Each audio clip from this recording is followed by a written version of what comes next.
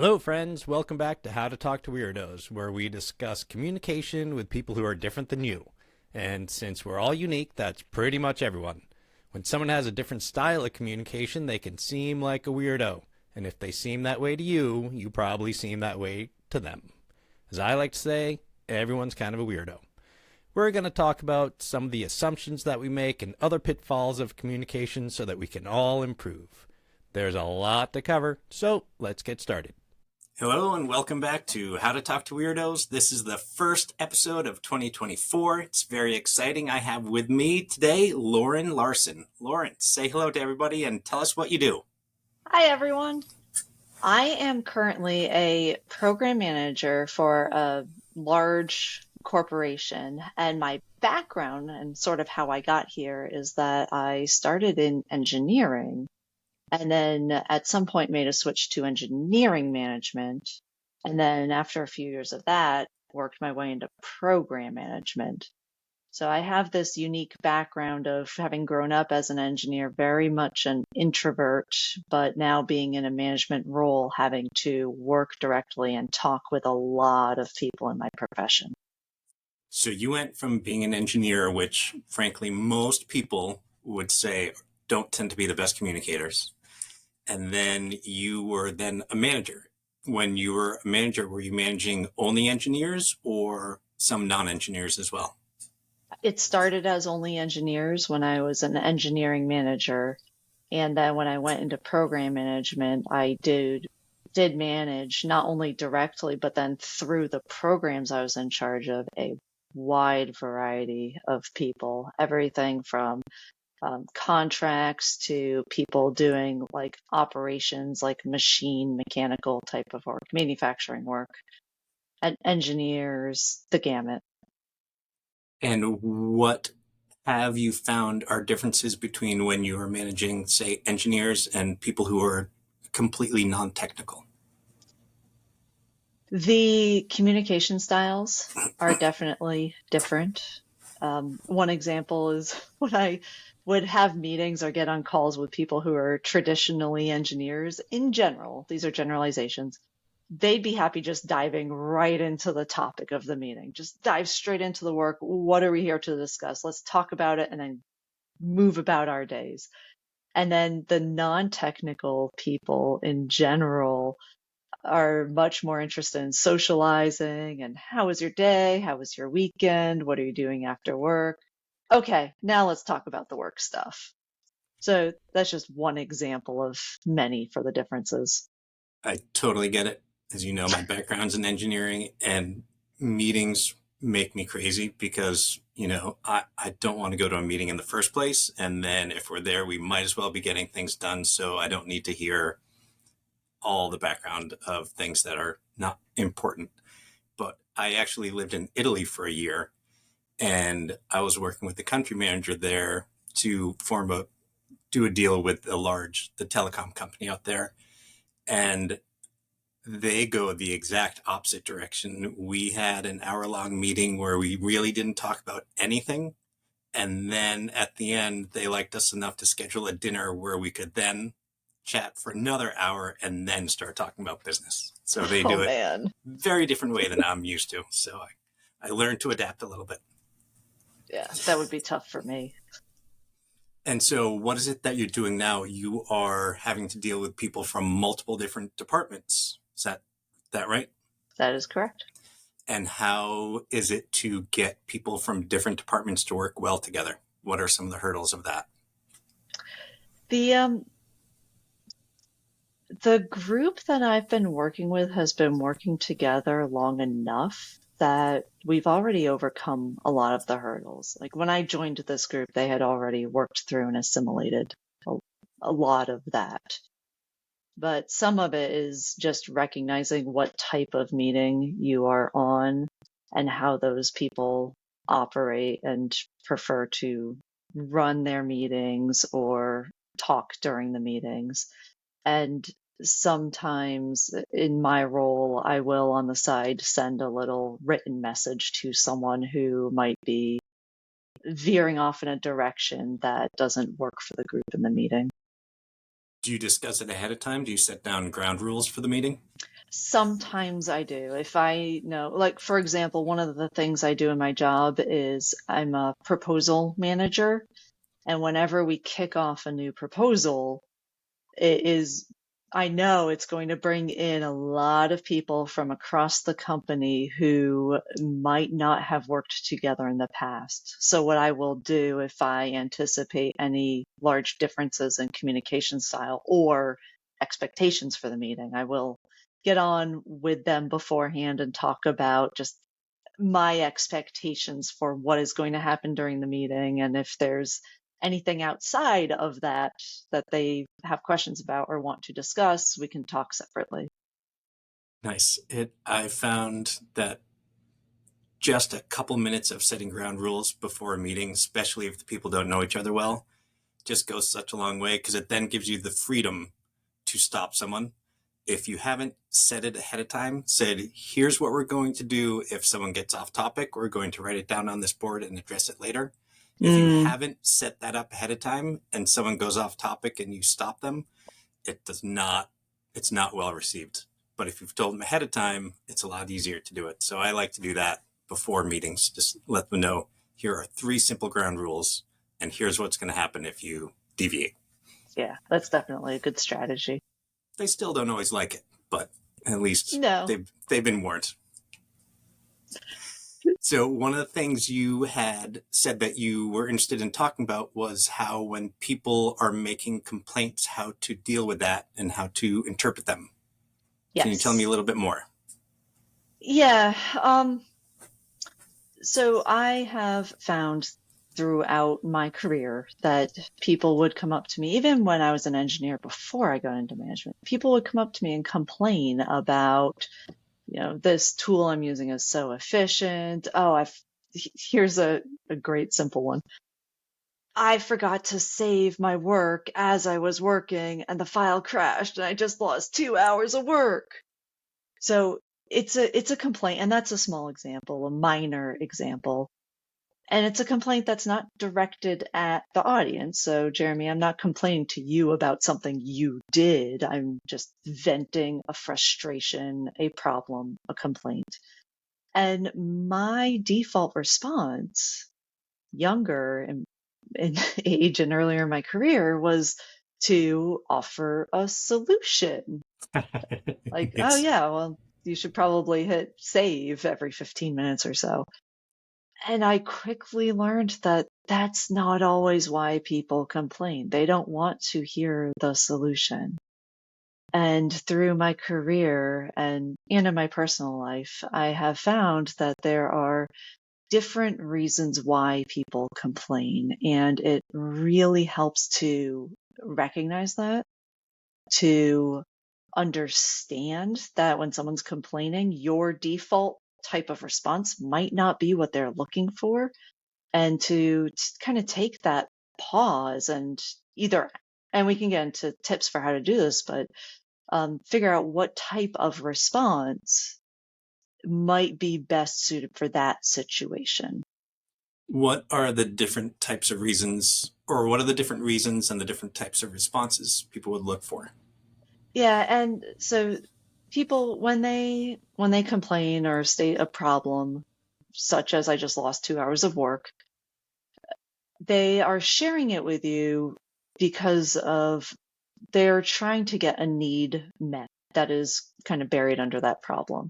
And there's actually an acronym that can be used to help remember what some of those needs are. And it's called SAVER, SAVER. So it's like, hey, you're the saver. You're going to save them from whatever's bothering them. So the S is for sympathy. So maybe they just need someone to acknowledge their feelings and provide their support. Like, oh, I lost 2 hours of work. Oh, that really sucks. I'm sorry, dude. That could be all they need. Yeah. The A is for advice, which again was my default response. Oh yeah, you should probably save every 15 minutes. I'm sure that goes over really well. For that example, no. But a different example might be, oh, I need to go talk to my boss about this difficult thing. So a specific example. Hey, I want to go talk to my boss about the work I'm doing, the type of work I'm doing, and I'm not satisfied with it. And I would really rather be doing this other thing, but I'm worried that's not going to go over well. They, depending on their relationship with you, they might be going to you with that problem because they are looking for advice. If you know the boss really well, you have a good relationship with the boss, you know the dynamics of that, they might be looking for advice and feedback and bouncing ideas off how to solve that problem. So that's the So, A. so Go ahead. that is also my default. And if I don't know if you ever read the book Men Are From Mars, Women Are From Venus. In the No. book, he basically states that that's the default of most men, and Yes. it's not what most women are looking for. So I'm sure it's a broad generalization, but it is my default, and I've learned to, instead of jumping to that, because I still tend to want to give the advice, is then I'll ask a question, and the question will usually let me know. I'm like, oh, what are you thinking, or what have you tried? And if they're like, oh, I have no idea, what do you think? Then I'm like, great, that's my entree. So I try Nice. to suss out what they're really looking for. All right, Yeah. sorry to Uh, interrupt. What's the and V? that way of saying that is one example of how to get to what their need is. So that's a perfect example. All right, the V, validation. Mm, So validation of their feelings or experiences, kind of to know that what they're going, like you understand what they're going through. So it's kind of like sympathy, but it's more, and again, this is more on the emotional side, but it's letting them know that it's okay to feel this way or to mm-hmm, have this problem. And an example, let's see, I'm trying to think of a professional example, but a personal example might be someone who's trying to change a habit. Brand new year, right? New Year's mm-hmm. resolutions. Someone's trying to change their habit. They fall off the bandwagon and they come to you and they vent and they say, I feel like such a loser. I tried to do this and I couldn't. And maybe they just need that validation. Like, yeah, habit change really is tough. I can understand why you feel that way. It's perfectly normal to feel that way. And it's okay. So And it's you, kind of like sympathy, but it's validating that how they feel about the problem is acceptable. and that is a problem that just about everyone feels within the next 30 days, Yep. because the gym is pretty crowded this time of year, and it gets less and less crowded as time goes on. So we can all understand that. Yes. Nice. Okay, so that was the V. The E is empathy, which again is similar to sympathy or validation. But the way I see empathy in this model is if they are looking for talking to someone who they hope can relate to their situation. So Mm-hmm. sharing a similar experience or demonstrating understanding. And if I go back to the professional example of I'm not satisfied with the work I'm doing right now, I'd much rather be doing this other thing. They might be sharing that with you not for advice, but for empathy, in which case you could share with them when you have been in a similar situation and how you felt about it. And then depending on what happens with the conversation, maybe that leads to advice or talking about how you addressed it. Oh, so this is a point that I'm gonna let you do the R, but I wonder how often their initial need may be one thing, but then there are follow-on needs that are different. So you got Yes. ahead. So tell me the R and then answer that question. Okay. The R is resolve. So resolve their problem. They might be Mm-hmm. sharing their problem with you because they want you to actually take action in resolving Oh, it directly. And in the case of someone not being satisfied with their work, that could be talking to the boss about it directly because I want you to help me solve it, Mr. Boss. And, a thing that we've talked about in previous episodes is when people would come up to you when you're the manager and they're always asking you to resolve. And at Yes. some point you have to figure out how to then push that back on them and have empathy or, validate, yep, it's a problem. Now let's see how you can resolve this yourself. Yeah. And that, I think those are, we just touched on, I think, three of the nuances are kind of the next steps in these types of scenarios. And one is, how do you eke out why they're sharing the problem with you? And the Mm-hmm. example you gave before, asking for, well, how do you feel about that? Or what are your thoughts? Is one good way to do that. Sometimes I frankly just ask the people, okay, what are you looking for from me? Which is a little too direct for some people, but do you, do you want advice? Are you just looking for support? Um, and with people that I work with a lot more closely, I find it much easier to just be frank with them about, okay, you shared this problem. Why? Now what? But I usually preface that with, oh, that sucks, or oh, that's really hard, or oh, yeah, I can see how that would frustrate you. Yeah. And then if the pause after that doesn't get them saying more to help me understand the need, that's when I ask the question. So that's Do you, one. Go do ahead. you ever kind of just rephrase their Mm-hmm. complaint back to them and see what it Yes. elicits? Yep. Yeah. So I mean, there are a few different things you could do. You could ask the clarifying questions, like the example you mentioned earlier. You could reflect back. And Jeremy, what I love about that one is that it it shows that you were paying attention and you heard what they said.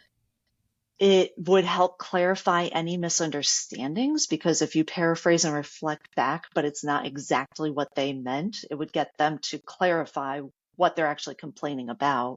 Mm-hmm. And if you reflect and just leave that pause after, that encourages them to expand or to continue, which would help you understand why they're sharing it with you, what their need is. I talk about silence a lot and how making a statement or asking a question and then staying quiet for as long as you can gets a lot more information. Very Oh, yeah, powerful. it is so Hard, powerful. hard to do, but powerful. Yes. How often, and this may be at work or in a personal situation, does it feel like the person's complaining about you? Or how often or how difficult is it to not take it personally, what the person is saying? Hmm. I almost put that in a completely different category of complaint. And Okay. maybe that is the culture of where I work. Because every company has their unique cultures and standards for what is socially acceptable and what's not. But where I work, people very rarely will complain directly to someone in management. Oh. Um, which can be a whole different problem. The but for me, the problem I actually have is when people come and complain to me about something that's tangentially related to what I do. I want to take charge and to help them and to show that I'm supporting them. And that sometimes leads to me overstepping. And Oh. so I almost have that opposite problem where I do take it personally, as in personal responsibility, and I want to help them. So you go for the R sometimes. I do a little too often, and that's where I need to check myself. Yeah, and the more well you know a person, the easier it is to just stop and ask. Like Hmm. in a personal relationship, I learned, like you said, I will show some sympathy, and then I will ask, "Do you want advice, or do you just want me to listen?" Yep. And if I don't know the person well enough, or some people are never going to be happy with that to answer, but if you know the Hmm. person well and they're the right type of person, it's a great way. They're like, "Nope, just wanted to vent." great. Then I'll pile on. It's fun. Yes. So how did you learn these things? Going from an engineer to being a manager, I know is a tough transition for a lot of people. You seem to have a lot of these skills. Did you develop them through training or through just on the job figuring it out? A little bit of it was training when I first got into management, but that was just a very small part of it. Honestly, most of what I have learned in this space is from talking with two people in my personal life. One is my husband, because in my personal relationship, my default response was to offer advice or to try to solve the problem. And it took years of that not working for us to figure out that, oh, okay, there are different needs here. And then the other is my sister, who is a psychologist, and she and I talk very openly about the different needs and when sharing in vulnerable conversations what the needs are. And the fact that she and I have been able to very openly talk about and preface a conversation with, I just need you to hold space for me right now. Or, hey, I could use your advice going into this big family event. Um, that has really helped me be more aware of those different needs, why people will complain or vent or be vulnerable, and brought that into my professional life. And that is one thing I actually recommend for professional, like people at work. If you are going to go vent to a peer or to someone in management or share a problem with them, sometimes it helps to preface that with, I just need to vent right now and I just need you to listen. Or, hey, I have a problem and I could really use your advice. Mm-hmm.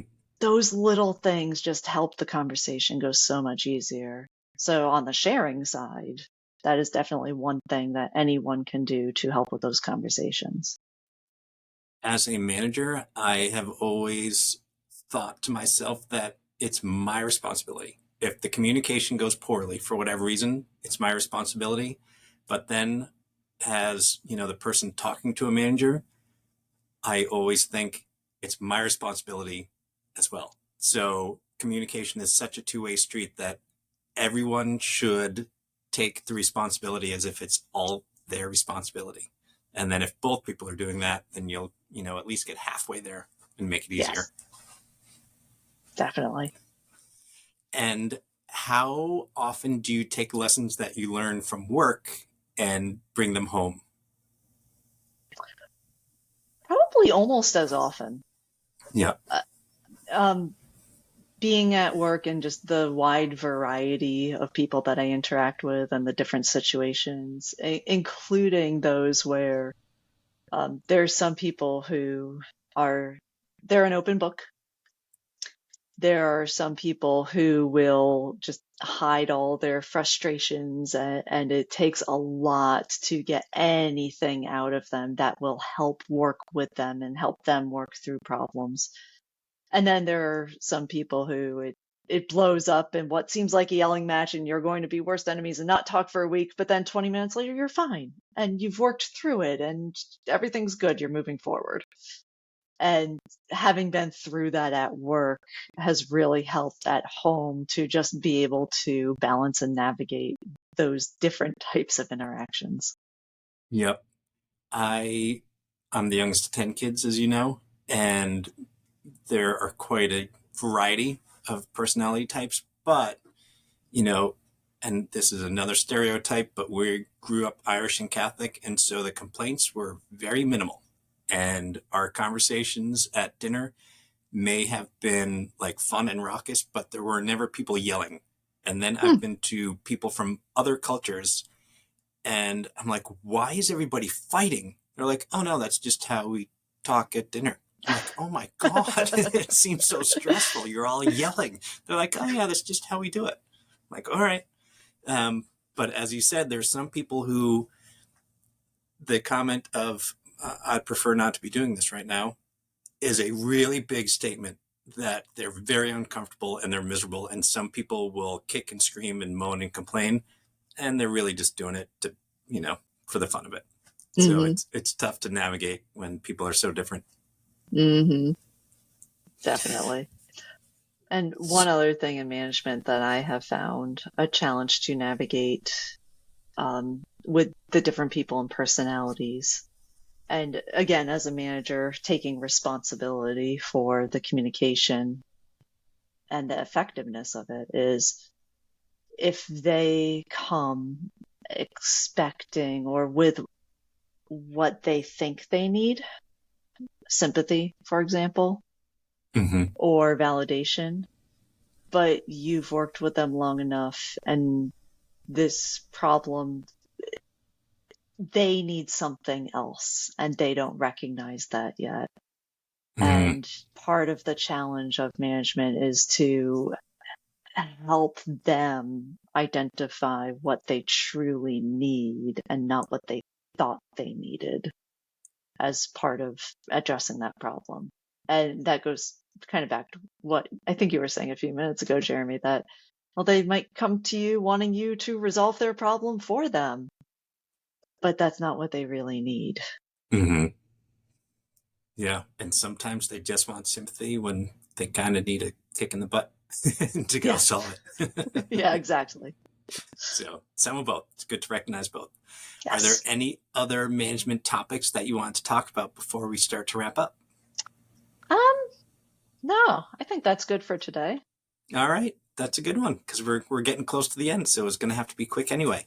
All right. So I end with 3 standard questions. The first one has nothing to do with any of this, but it is, what is a place you have traveled and loved? And part B is a place that you haven't been to yet but want to go. Oh man. All right. The favorite vacation that I ever did was a live aboard scuba diving cruise off the coast of Belize. Oh, nice. And I would love to do that again. And it doesn't even have to be that same spot in the world. As long as we are living on a boat and spend 3 hours a day in the water, I'm happy. Oh, you actually lived on the boat.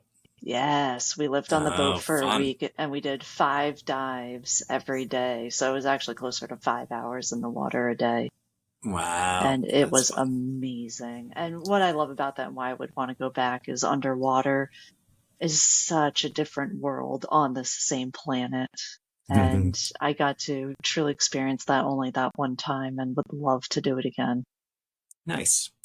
What's a place you have not yet been but want to go? Any other continent. I've You've never never. been outside of North America. Ah, all right. I would probably start in Europe in ideally a rural town or village in any of the European countries, but I would love to go anywhere else in the world. All right. I'll put it on your bucket list. It's there. Great. What is, or who is a person who you think is a great communicator? Can be in your personal life or a public figure. Um, so I do have to say my husband, Pete, because he is willing to have the most candid and vulnerable conversations with me. And not only with me, but with other people, he is so great at making them feel comfortable so that they can open up and have real conversations and feel trusted and feel safe. And I don't know if people typically think of that as being good at communicating, but it is a skill that I really admire. Yeah, it would be nice if everyone could do more of that. Hmm. Make the world a better place. And my last question is, what is one piece of communication advice you think we could all benefit from? Okay.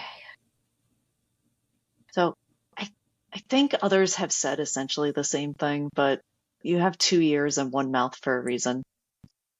So aim to listen more than you talk and do that to truly listen. Don't assume that you know what they're going to say or what they need or prepare to speak yourself.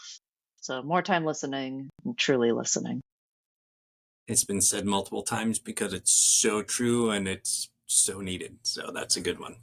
All right, Lauren, thank you so much for being with us today. I am going to put in the show notes how people can reach out to you. But I just want to say thank you so much. It's been a pleasure. Yeah, this was fun. Thanks, Jeremy. Thank you. Thanks for listening to another episode of How to Talk to Weirdos. Hopefully you found it both interesting and useful. If either of those things is true, please share. Do you have a friend or a coworker who could benefit from listening? Maybe a family member you're going to be spending the holidays with?